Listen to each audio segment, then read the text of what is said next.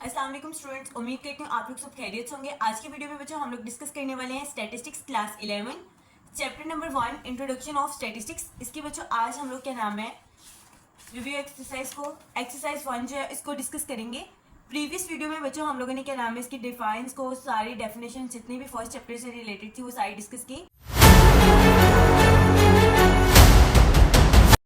Exercise 1 देखें बच्चों, उसका फर्स्ट क्वेश्चन है define the word statistics and explain it different meanings. ठीक है, स्टैटिस्टिक्स के बारे में डिफाइन करना है, उसके बारे में एक्सप्लेन करना है। सेकंड क्वेश्चन है पॉपुलेशन एंड सैंपल के दरमियान के बारे में हम लोगों ने बताना है कि पॉपुलेशन की डेफिनेशन के बारे में बताना है, सैंपल और पैरामीटर और स्टैटिस्टिक। तो बच्चों ये जो क्वेश्चन आएंगे हम लोगों ने अपने प्रीवियस लेक्चर्स में मैंने क्या नाम है डिस्कस किए थे। तो अगर आप लोगों को इन डेफिनेशन को क्या नाम है समझना है एक्सप्लेन में, तो आप लोग मेरी प्रीवियस वीडियोस को वॉच कर सकते हैं और वहां से आप लोग इसको समझ सकते हैं। नेक्स्ट थर्ड क्वेश्चन है क्या नाम है distinguish between qualitative and quantitative variable. ये भी हमने बच्चों क्या नाम है variable, types of quantitative variable हम लोगों ने वीडियो में क्या नाम है डिस्कस किया है। ठीक है, आगे बच्चों देखिए नेक्स्ट हमारे पास क्वेश्चन नंबर 4 क्वेश्चन है, ये हम लोग अभी सॉल्व करेंगे। उसके बाद हमारे पास आगे बच्चों ये देखें कुछ क्या नाम है क्वेश्चन है, क्वेश्चन नंबर 6, 7 और 8। ये भी क्या नाम है हम लोगों ने प्रीवियस वीडियो में मैंने क्या नाम है डिस्कस की हुई है, तो आप लोगों को वीडियो को जाएं देखें और क्या नाम है इन क्वेश्चंस को समझ लें। अब जो हम लोगों ने आज के टॉपिक में बात करनी है वो है क्वेश्चन नंबर 4, इसके बारे में हम लोगों ने बात करनी है। और क्या नाम है उसके अलावा क्वेश्चन नंबर 6 जो है इसके बारे में मैं आज डिस्कस करूंगी, क्योंकि ये क्वेश्चन मैंने पहले डिस्कस नहीं किया। क्वेश्चन नंबर 4 को समझने से पहले बच्चों हम लोग ये डिस्कस करते हैं कि समेशन क्या होता है और प्रोडक्ट क्या होता है। और समेशन का मतलब क्या होता है, सम करना होता है वैल्यूज को, और उसका साइन जो होता है वो कुछ इस तरीके से होता है, आपको नजर आ रहा है। ठीक है, summation sign is use for sum of values. Pi product का जो साइन होता है ना प्रोडक्ट का, वो बच्चे होता है पाई, और वो कुछ इस तरीके से होता है। ठीक है, pi is use for the product of value. Product mean multiply करना, जरब लगाना। ठीक, अब बच्चों क्वेश्चन नंबर 4 का जो फर्स्ट क्वेश्चन है वो देखें वो क्या कह रहा है, write the following using a summation sign with appropriate index. मतलब कि जो भी उसने वैल्यूज हमें दी हुई है ना क्वेश्चन, हमने उसको समेशन फॉर्म में लिखना है। ठीक है, फर्स्ट ए पार्ट देखिए फर्स्ट क्वेश्चन का, y3 प्लस y4 प्लस आगे चलते ही जा रहे हैं नंबर। ठीक है, और प्लस y15। मतलब कि अब हम इसको किस तरह से समेशन फॉर्म में लिखेंगे, सबसे पहले समेशन का साइन लगाएंगे। वैल्यू कहाँ से स्टार्ट हो रही है, 3 से। ठीक है, 3 से स्टार्ट हो रही है और कहाँ तक जा रही है बच्चों, 15 तक जा रही है। मतलब कि समेशन नीचे हम लोग लिखेंगे आई के अंदर हम कोई भी वैल्यू लिखेंगे, I is equal to 3। Lower range हो गई बच्चों वो हम लोग नीचे लिखेंगे, आई इज इक्वल टू 3। और क्या नाम है कहाँ तक है, 15 तक। तो 15 हम लोग कहाँ लिखेंगे, ऊपर लिखेंगे। 15 ऊपर लिखेंगे, अपर रेंज। ठीक है, और आगे समेशन का साइन लगाया, लोअर रेंज नीचे लिखी, अपर रेंज हमने ऊपर लिखी। और उसके बाद हमारे पास क्या है, y3, y4, y15। हम लोग y लगाएंगे और y के साथ क्या लगाएंगे, i लगाएंगे। i में बच्चों कोई भी वैल्यू आ जाएगी। मतलब कि हम लोग जब समेशन करेंगे तो हम लोग y में पहले 3, फिर y y2, y3, y4, y5 ऐसे ये 15 तक चलता जाएगा। तो ये बच्चों इस तरह से हम लोग समेशन साइन में लिखते हैं वैल्यू को। आगे जरा बी पार्ट इसका देखें। अब बी पार्ट में क्या है, y1 उसका स्क्वायर प्लस y2 उसका स्क्वायर प्लस y3 उसका स्क्वायर और y4 का भी स्क्वायर है। अब इसको समेशन में कैसे लिखेंगे, सबसे पहले वही बात कि समेशन का साइन लगाएंगे। उसके बाद लोअर रेंज हमारे पास क्या है, 1 से कहाँ तक चल रहा है बच्चों, 4 तक। लोअर रेंज मतलब कि पहली वैल्यू जो होगी वो नीचे आएगी, i इज इक्वल टू 1। और कहाँ तक है, 4 तक है। तो 4 हमारे पास जो अपर रेंज वैल्यू है वो ऊपर आएगी, 4 ऊपर, अपर रेंज ये हो गई। ये मैं लोअर रेंज अपर रेंज मैंने इसलिए लिखा है ताकि आपको समझ आ जाए। उसके बाद क्या नाम है, y। अब हम लोग y लिखेंगे, जैसे हमने ऊपर बच्चों क्या किया था, y के साथ हम लोगों ने i लगाया है ना, इसी तरह हम लोग नीचे देखें, हम लोग y के साथ i लगाएंगे। i में कोई भी वैल्यू आ सकती है, 1 2 3 4 तक। ठीक है, अब देखिए y1 के ऊपर क्या स्क्वायर, y2 के ऊपर क्या स्क्वायर, y3 के ऊपर स्क्वायर। तो इसका मतलब yi के ऊपर भी क्या आएगा, स्क्वायर आएगा। ठीक है, समेशन लोअर रेंज नीचे, अपर रेंज ऊपर, y लगाना है i और i के ऊपर क्या आएगा, स्क्वायर आएगा। आगे बच्चों चलो देखते हैं नेक्स्ट क्वेश्चन। देखें इसी क्वेश्चन का C part, y1 minus mu, इसको क्या बोलते हैं बच्चों, म्यू बोलते हैं, इस साइन को म्यू बोलते हैं। ठीक है, y1 माइनस म्यू होल का square plus y2 minus mu whole का square plus y3 minus mu whole का स्क्वायर। अब क्या सबसे पहले वही बात कि समेशन का साइन लगाएंगे। अब हमारे पास देखो y का क्या है 1, यहाँ पर y 2, y 3, मतलब कि जो लोअर रेंज है वो हमारे पास i इज इक्वल टू 1 और कहाँ तक है कि y 3 तक, तो 3 अपर रेंज है वो ऊपर। उसके बाद हमने इस चीज़ को देखना होता है, इस चीज़ को, और फिर हमने आगे ये बनाना होता है। ये वाली शक्ल जो बनानी है ना वो इसको देख कर बनानी होती है। अब y 1 माइनस म्यू होल का स्क्वायर, तो क्या आएगा y 1 की जगह पर हम लोग i लिखेंगे, क्योंकि हम लोग i में जो पुट करवाएंगे ना रेंज को, 1 भी पुट करवा सकते हैं, 2 भी, 3 भी, तो इस तरह y के साथ i, फिर आगे माइनस का साइन म्यू और ऊपर क्या आ जाएगा स्क्वायर। तो इस तरह सवाल सॉल्व हो जाएगा हमारा। आगे बच्चों डी पार्ट देखें, क्या है b y की वैल्यू क्या है 20 प्लस फिर b y की वैल्यू क्या होगी 21 प्लस आगे चलते ही जा रहे हैं, इसका मतलब ये y की वैल्यू 22, 23, 24 और कहाँ तक वो जा रही है 30 तक। तो हम लोग क्या लगाएंगे सबसे पहले से इसको सॉल्व करने के लिए समेशन का साइन।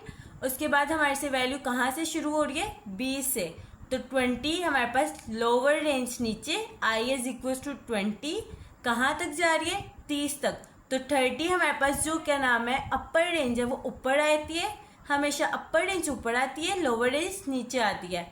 और उसके बाद आगे वाली वैल्यू हम लोग क्या नाम है इसी को देखते हुए बनाएंगे, हम लिखेंगे b फिर y, उसके बाद 20 की जगह पर हम i लिखेंगे। समझ आ गई। तो इसी का क्वेश्चन नंबर 2 देखें, expand the following summation and product sign. ठीक है, अब हमारे पास समेशन फॉर्म में उसने दिया हुआ है, हमने उसको एक्सपैंड करके लिखना है। ठीक है, तो अब इसको हम लोग देखते हैं। समेशन, ये हमारे पास साइन होता है समेशन, ऊपर हमारे पास क्या नाम है लोअर वैल्यू 5, हाईएस्ट अपर वैल्यू जो है वो 5 है और लोअर वैल्यू क्या है 1 और y i। अब सबसे पहले हम i लिखेंगे, i इज इक्वल टू 1 से लेकर कहाँ तक 5 तक, 1 2 3 4 5 i हम लोगों ने लिख लिया। उसके बाद हम क्या करेंगे y लिखें। अब हमने इसको देखकर नीचे वाली वैल्यू बनानी है। ठीक है, समेशन के आगे प्रोडक्ट या समेशन के आगे जो हमारे पास वैल्यू उसको देख के हम लोगों ने नीचे वैल्यू लिखनी है। y1 को देखना है, y i की जगह पर कोई भी मैंने बताया था कोई वैल्यू आ सकती है, तो वैल्यू हमारे पास सबसे पहले 1 से 5 तक है ना, y1 समेशन है तो इसका मतलब कौन सा साइन आएगा प्लस का, फिर आगे y, फिर i की जगह पर 2, फिर प्लस, फिर y3 plus y4 plus y5। इस तरह से हम लोगों ने इसको सॉल्व कर लिया। आगे देखिए बच्चों, आगे हमारे पास नेक्स्ट क्वेश्चन वही है, फिर समेशन 5 से शुरू हो रही है वैल्यू और कहाँ तक है 8 तक है, y i माइनस म्यू। अब देखो i हमारे पास क्या है 5 से स्टार्ट हो रही है, 5 6 7 8 i लिख लिए सारी वैल्यू। अब इस वैल्यू को देखते हुए हमें नीचे वाली वैल्यू बनानी है, सेम उसी तरह सारा नीचे भी लिख देना है और प्लस का साइन लगा देना है दरमियान में। ठीक है, प्लस का साइन, लेकिन i जो है y i माइनस म्यू है, तो i की जगह पर हम लोगों ने वैल्यू लिख देनी है। i की जगह पे पहले हम लोग 5 लिखेंगे, फिर i की जगह पर हम लोग y6 कर दिया, y6 माइनस म्यू, फिर i की जगह पर y7 minus mu, y8 minus mu. तो इस तरह ये सवाल हल हो जाएगा।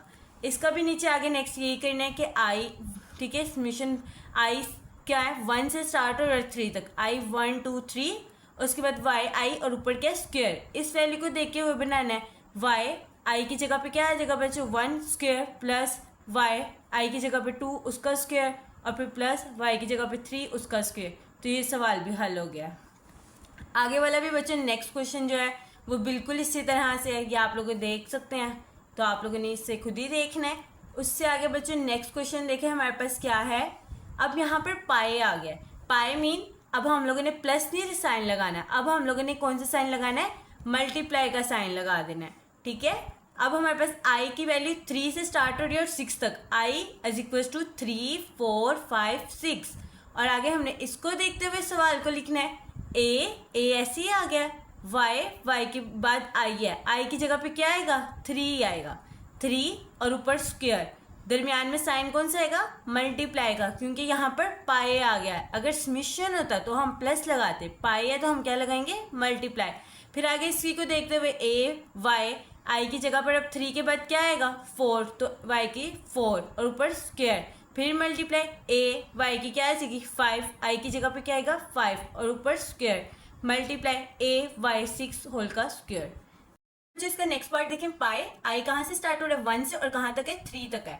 आई इज इक्वल टू 1 2 3, और इसको देखते हुए हम लोगों ने हल करना है वाई की जगह, आई की जगह पे क्या आ जाएगा 1, मल्टीप्लाई का साइन, क्योंकि पाई है तो फिर कौन सा आएगा, मल्टीप्लाई का साइन, वाई आई की जगह पे क्या आ जाएगा 2, मल्टीप्लाई वाई आई की जगह पे क्या आ जाएगा 3।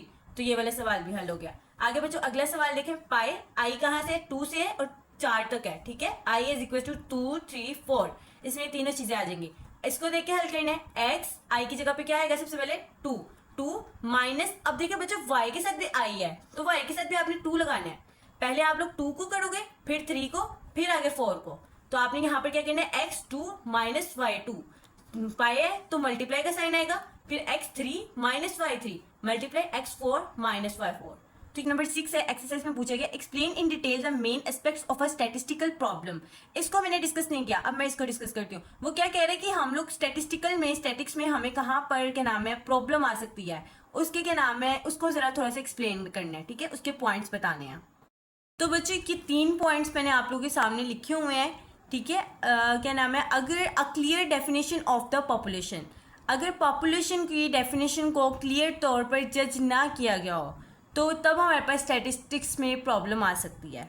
Second, the design of a experiment, experiment का जो डिज़ाइन है अगर वो सही तरीके से ना हो, वो गलत हो, ठीक है, तो उसमें भी स्टैटिस्टिक्स में प्रॉब्लम आ सकती है। द कलेक्शन ऑफ डाटा, हम कोई भी डाटा को कलेक्ट करते हैं, अब कलेक्ट करते वक्त डाटा में अगर कोई प्रॉब्लम आ जाए, हम लोगों ने सही से डाटा को कलेक्ट नहीं किया, कोई ने मतलब कि कुछ डाटा हम लोगों ने छोड़ दिया, कुछ हम लोगों ने कलेक्ट कर लिया, तो इसके ज़रिए भी बच्चों स्टैटिस्टिक्स में एक प्रॉब्लम आ सकती है। तो ये 3 रीजंस थे कि मैंने लिख दिया और यही आंसर है। आप लोग को अगर पेपर में ये क्वेश्चन आते हैं तो आप लोग यही 3 रीजंस को याद कर लें और यही आप लोग वहाँ पर लिख आइएगा। देखिए बच्चों आज की हमारी वीडियो, उम्मीद करते हैं आपको वीडियो अच्छी लगी होगी। So don't forget to like, subscribe and share my video. Thank you so much. अल्लाह हाफिज़।